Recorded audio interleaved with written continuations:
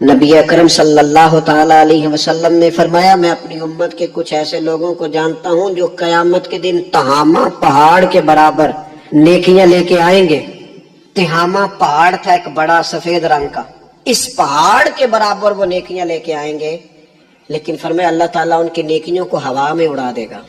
हुजूर अलैहिस्सलातु वस्सलाम फरमाने लगे, वो रातों को इबादत भी करते हैं, अल्लाह की बारगाह में भी हाजिर होते हैं, लेकिन फरमाया उन लोगों का मसला ये है, उनका नुकसान ये है, घाटा और खसारा ये है कि जब वो अकेले होते हैं तो रब की हुर्मतों को पामाल करते हैं, दीन की हदों को तोड़ते हैं, तन्हाइयों में रब की नाफरमानी करते हैं। नतीजा क्या निकलता है